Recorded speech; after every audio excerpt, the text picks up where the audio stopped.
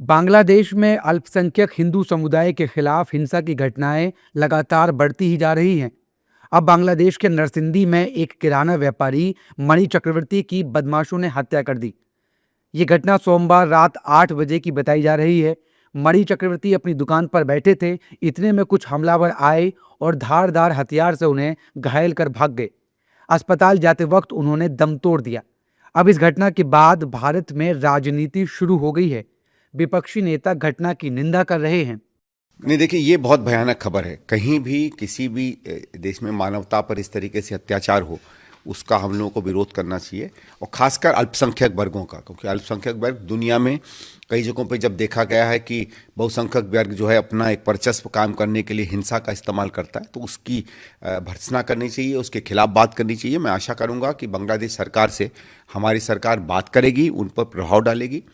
जब से शेख हसीना की सरकार वहाँ से बर्खास्त हुई और एक नई सरकार, जो देखा जाए तो खैर चुनी हुई नहीं है, लेकिन जिस कारण से भी आई, उसके बाद से एक सांप्रदायिक माहौल बनता चला जा रहा है बांग्लादेश में। 71 में जब ऐसी स्थितियां बन रही थी, मल्टी पार्टी मीटिंग्स कॉल होती थी। आज क्या है? आज तो जब प्राइम मिनिस्टर के बारे में ऊंची टिप्पणी अमेरिका में होती है, भारत के प्रधानमंत्री हैं, तब भी शून्य, सन्नाटा, कोई चर्चा नहीं। और एक बात मैं और कहूं, दक्षिण एशिया का पूरा आर्किटेक्चर चिंता का विषय बनता जा रहा है।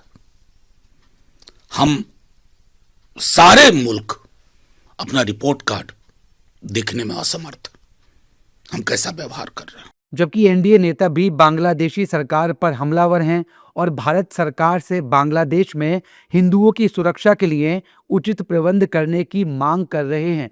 जब धार्मिक उन्माद बढ़ जाता है, इनकी संख्या बढ़ जाती है, डेमोग्राफी बदल जाती है, तो फिर ये संविधान की भाषा नहीं करते। इनकी संविधान में निष्ठा आज भी नहीं है, और फिर हिंदुओं को प्रताड़ित करने का काम शुरू होता है। पाकिस्तान की कहानी हमने नहीं देखी, लेकिन बांग्लादेश की कहानी हमारे आंखों के सामने हो रही है।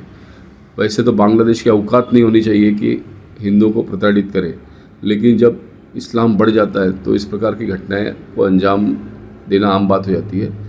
मैं हिंदुओं पर हुए हमले की निंदा करता हूं और सरकार से मांग भी करता हूं कि वो बांग्लादेश की हिंदुओं की सुरक्षा की दिशा में कड़ा कदम उठाए। जिस बांग्लादेश को हमने बसाया, बनाया, स्थापित किया, उस बांग्लादेश के लोग कट्टरपंथी और जिहादी मुसलमानों के दबाव में और उनके प्रभाव में आकर जिस प्रकार से भारत विरोधी और हिंदू विरोधी अभियान चला रहे हैं, उसकी बहुत बड़ी कीमत अदा करनी पड़ सकती है बांग्लादेश को।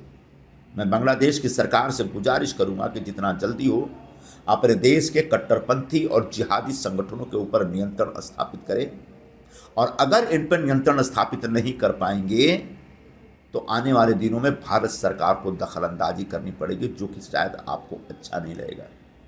हमारे देश का एक एक हिंदू बांग्लादेश में हिंदुओं पर हो रहे अत्याचार से बहुत नाराज है, गुस्से में है। ये गुस्सा कभी भी भड़क सकता है। नहीं, ये अफसोसजनक है, और दुनिया के किसी भी मुल्क में वहाँ की अल्पसंख्यक जनता के साथ कभी भी कहीं भी जाती होती है तो हमारे जैसे लोगों का दुखी होना बड़ा स्वाभाविक। इस घटना ने बांग्लादेशी सरकार को फिर से कटघरे में खड़ा कर दिया है कि आखिर वहाँ कानून का राज है या नहीं।